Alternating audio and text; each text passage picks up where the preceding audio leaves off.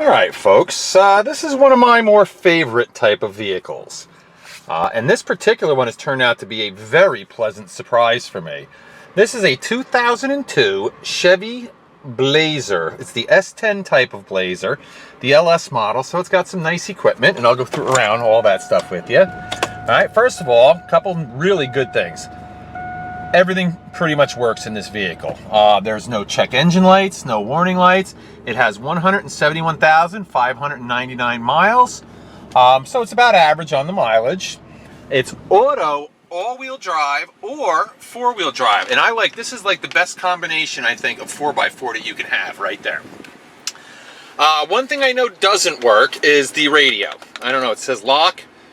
I don't know. Most people put in their own radio anyway, so I'm not even going to worry about it.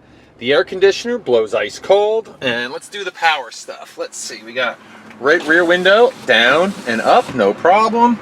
There's your right front, down and up. Swing it on around here, and we got left rear, down and up, and of course, auto down on the driver's window. There you go, and up. So that's really, works great. 79 degrees out, as you can see. It's got the little compass, and it's got the temperature, so I know the air where it's working good. Automatic day-night mirror right there. It's got a rear window wiper. Oh, horn. No problem. Windshield wipers. Oh, there is a crack in the windshield, just so you know, but it's got a good inspection sticker on it, which is one of the reasons why I didn't mess with the, what do you call it? The windshield. So it's up to you. You can either replace it, drive it like that. It all depends on the laws in your state. If you live in New Jersey, you're good for a year before you even have to worry about doing anything. Oh, power mirror. Left one doesn't appear to work. Right one, yeah, that one works. All right, there, it gave me a little bit of life. So you might need a new switch there, no big deal. It's got a CD player and a cassette player, which I don't know if they work. Obviously, I can't, turn the thing on. Leather seat. It's got leather interior, which is nice. Oh, look at this. It's even got the home link transmitter, so you can hook your, put your garage door opener in that. And it's got these, your sunglass thing. This is probably if you had a different kind of garage door opener, your rear lights here. This is such a nice car, but you know what's really even better about this thing? Where do you see it from the outside? It's absolutely beautiful. I'm really blown away by what a nice vehicle this is. Obviously, I don't think these mats are standard, but even non-standard floor mats are better than nothing. It does have remote keyless entry, as you can see, and it does work. What else? Yeah, let's go do the outside here. All right, let's check out the tires. Left front tire, I got my handy dandy little gizmo here. I pretty much don't need it for this tire, but we're gonna try it anyway. There's a little bit of tread left, but not a whole lot. I'm gonna say you have just about 4 to 5 30-seconds on the left front. Left rear, that looks a little bit more substantial. Yeah, that one's about 6, maybe almost 7 30-seconds. I'm sure the other side is equal, but I always like to be sure. And let's see here. And this side is, yeah, that's almost 7 30-seconds on, so that's about half. And the right front, yeah, it looks like the other side, probably about, 6 30-seconds or thereabout. Yeah, so they're not fantastic, but they're not a train wreck. It's safe, you can drive it home. Maybe by winter you might want to consider putting some tires on it. It's got the nice aluminum alloy wheels. It's got the nice stock Chevy running boards.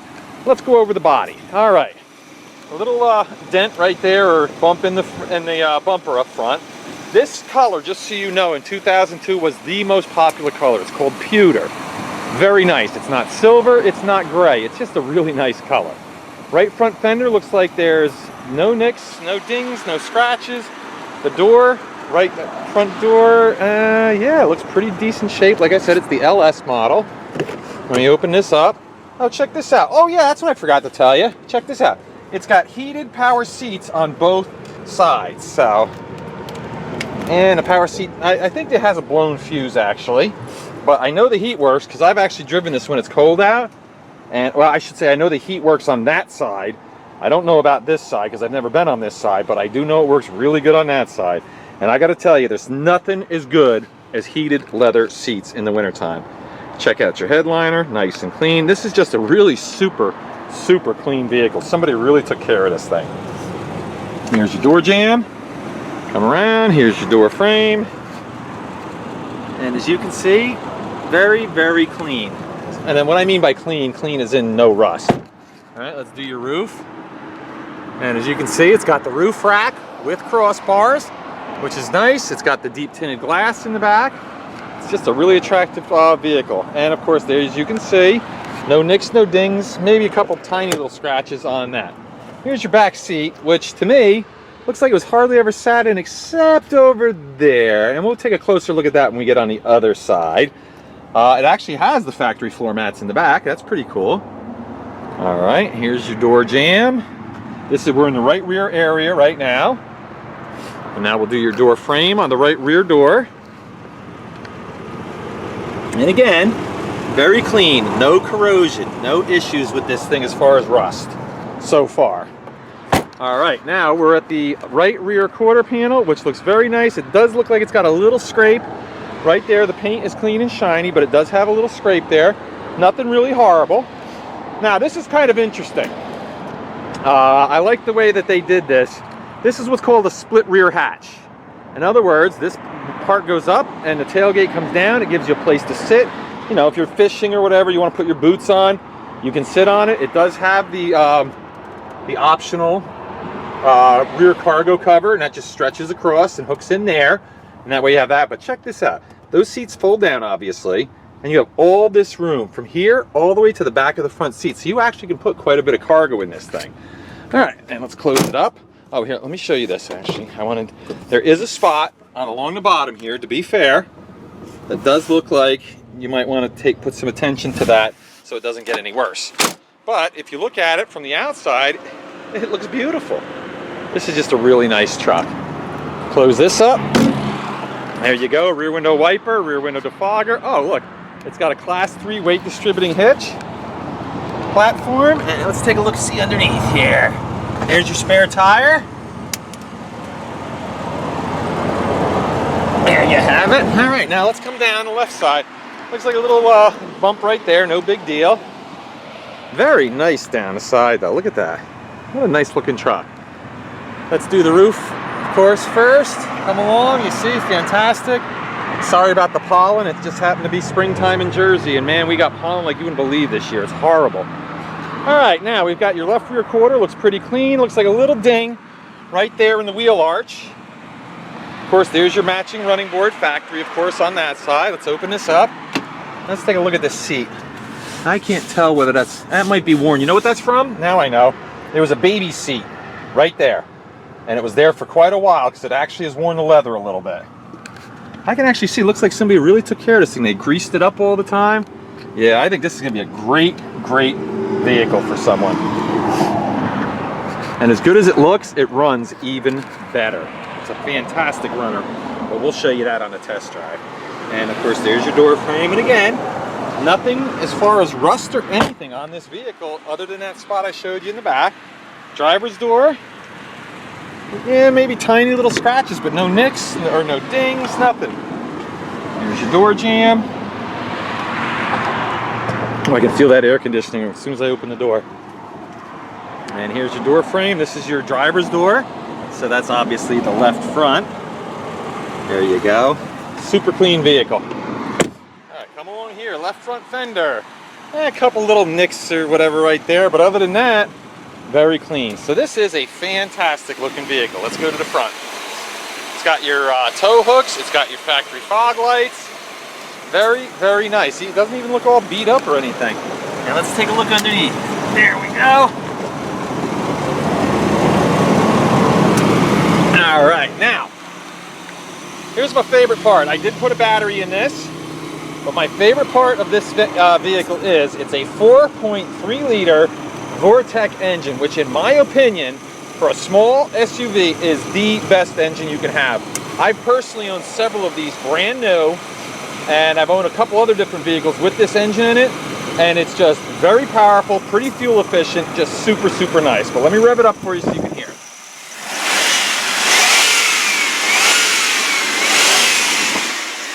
Now, of course, you don't need to be a mechanic to know that sounds fantastic.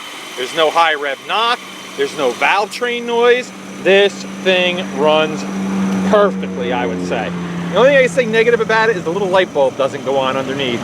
kind of looks like that's disconnected, so whatever. But other than that, and you can see even the hood underneath, there's no rust. This is just a really choice vehicle. All right, we'll close that up.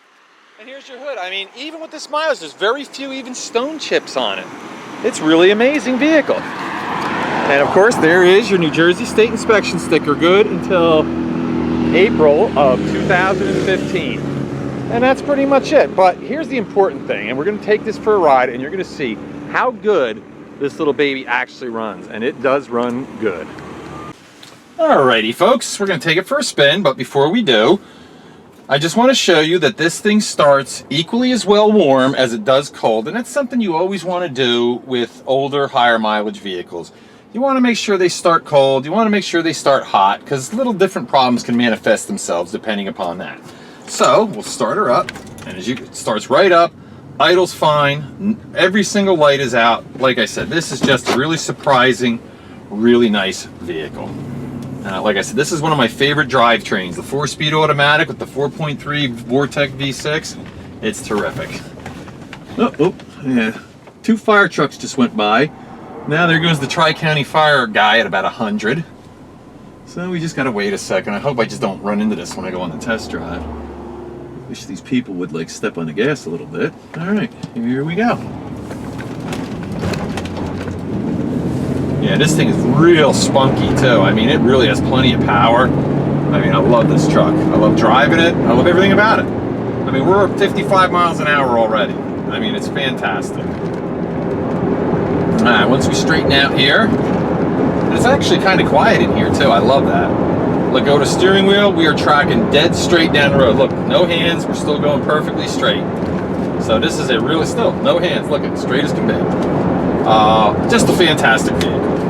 I can't say enough. There's 2 issues. The crack in the windshield and the radio is locked. Other than that, you're getting yourself one heck of a ready-to-go vehicle. About the only thing I would recommend you do, maybe do an oil change on it. The brakes feel really good too, but we'll test them on the way back once we turn around. Fortunately, there's no issues with the fire trucks, so...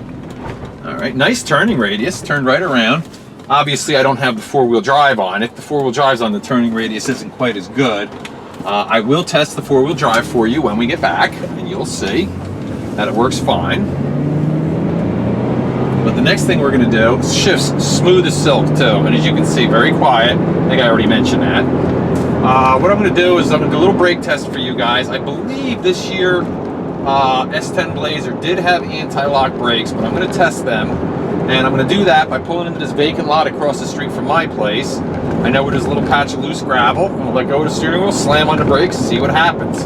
And you keep an eye on the steering wheel. You'll see, if it does a little jiggle, you know it has anti-lock brakes. And of course, I'll describe it for you.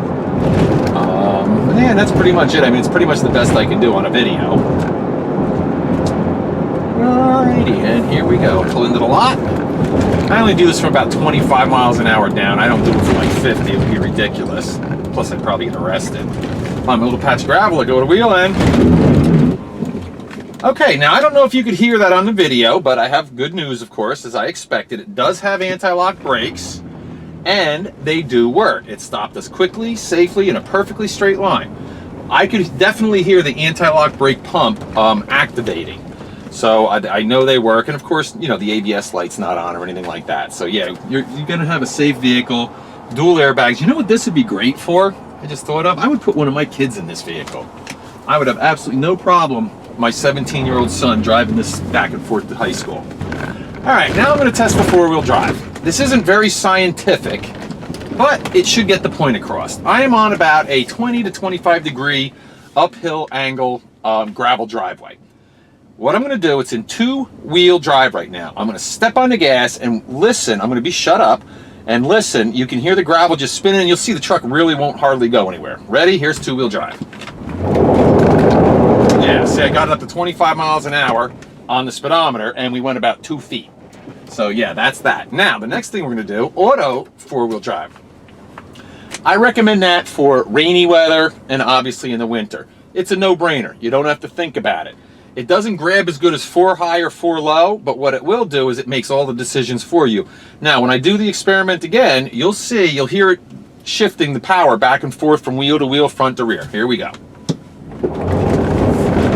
Now I could feel it started off slipping a little bit, and then all of a sudden all four wheels grabbed and it pulled us right up. If you'll notice, or if you listen carefully, you will see that there was not a whole lot of gravel being disturbed. Okay, now that's your auto four-wheel drive. Now we'll put it in 4 high. That, very simply, you only use that in either rain, heavy rain, or really bad snow, because you don't want to do it on dry roads. You do not want 4 high on dry roads, because the computer doesn't think, it just activates the four-wheel drive. Here we go. See, as you can see, it didn't even spin any gravel that time. It didn't have to make any choices. It just took off. And of course, the last mode is 4 low, which I pretty much would lay money on the fact that almost no one ever uses 4-wheel low. What that does is it changes everything in the transfer case. It changes your shift points in the transmission. It changes everything. Basically, by the time I get to the top of my, say, 100-foot long driveway, I don't even think it's that long, we'll have gone through all 4 gears in the transmission. That's how it changes it. Here we go. Yeah, we are now in 4th gear at about 18 miles an hour. So, the point is, you're really never going to need that. Now we'll switch it back to 4 high. You have to put it in neutral, by the way, and stop for 4 low. All right, and you can hear it clunk underneath like it just did. Now it's 4 high. Now I can push 2 high, and as soon as it clicks, there you go. We're back in 2-wheel drive. Transfer case operates flawlessly in this vehicle. All right, let's do our happy recap here. This is a 2002 Chevrolet S10 Blazer 4x4, 4-door, auto, actually it's all-wheel drive and 4-wheel drive. Everything that I can think of in it works. The air conditioner is ice cold. It has a crack in the windshield and the radio is locked. But other than that, this is just a pretty darn fine vehicle. So, and of course, you know, with 171,600 exactly miles on it, it's going to be sold a little cheaper. Oh, I guess my camera went down a little bit when I was doing the old 4-wheel drive experiment. Yeah, let's just take one more walk around the outside so you can really appreciate how fine a looking vehicle this is. And this is one of the few ones I have that looks great on the inside, looks great on the outside, and it runs fantastic. I think it actually runs better than it even looks. But I'm going to let you guys be the judge of that. Like I said, this is that pewter color, which was very popular in 2002. I'm not sure if they even make it anymore, but I liked it. I probably would have chosen black myself because I like my cars to be black, but you know what? This is not a bad color. Yeah, I really like these vehicles.